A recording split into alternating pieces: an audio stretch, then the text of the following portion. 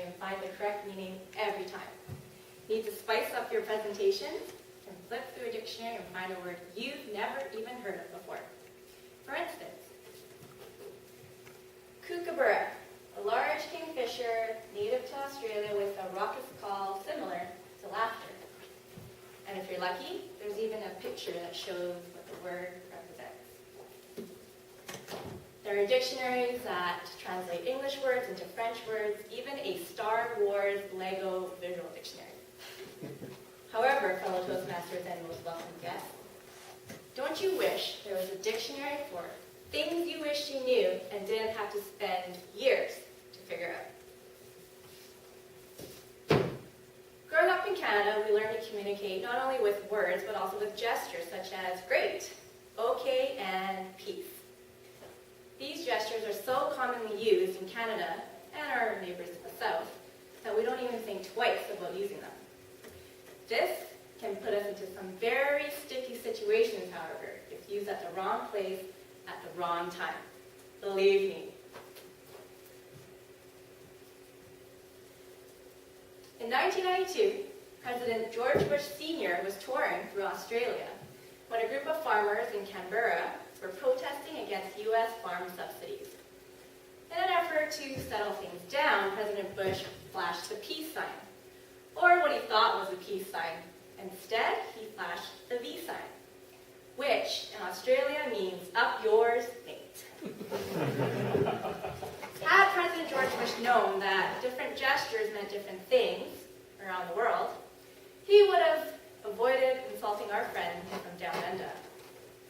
This is why we should all know what gestures mean across the world. Let's start with this sign.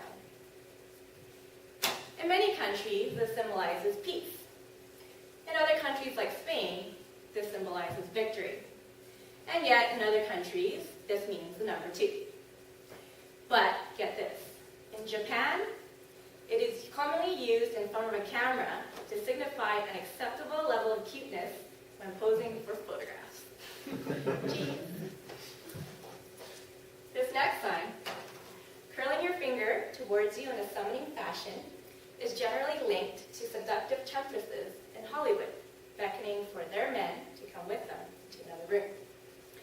In the Philippines, however, this is punishable by arrest. And officials will break your index finger just to prevent you from committing the same crime again. Better stay away from curling your finger. Now, this next sign is the OK sign. It is commonly used around the world to signify approval, such as, Johnny, you're doing an awesome job. In Japan, it means money. However, if you travel to Germany, try not to use this sign too often.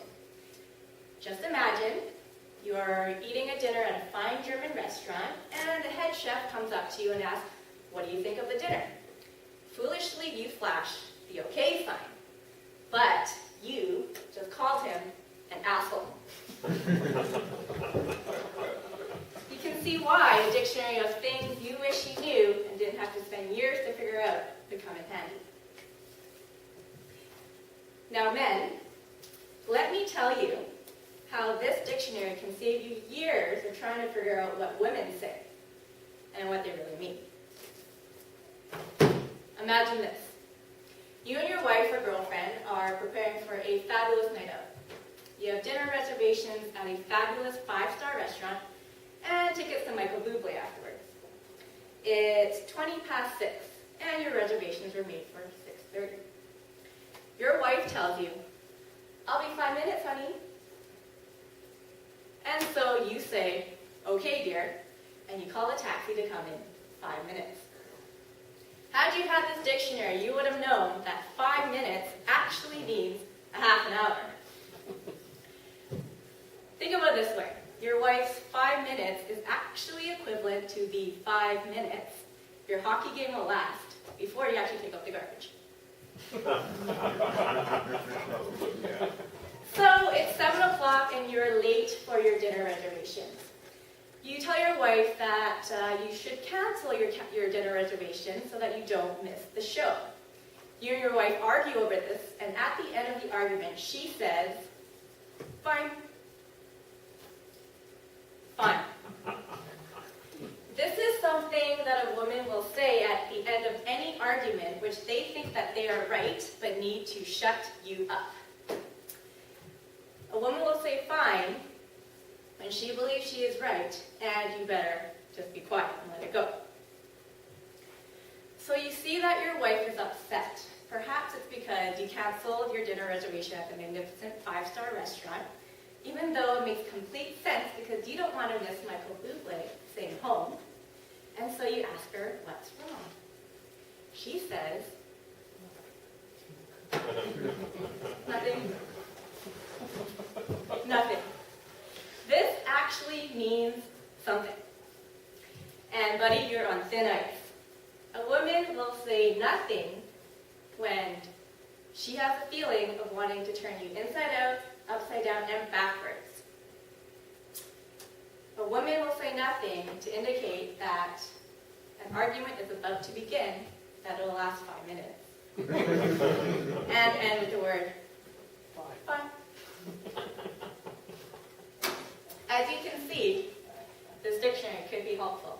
Now, don't worry, not everything a woman says has another meaning. When a woman thanks you, she's actually thanking you. Just say, "You're welcome." "Thanks a lot." Now that's a different story. A woman will say, "Thanks a lot," when she is really ticked off at you. And trust me, she is not thankful at all. As you can see, sometimes, or perhaps a lot of the time, it's difficult to understand what a woman says and what she really means.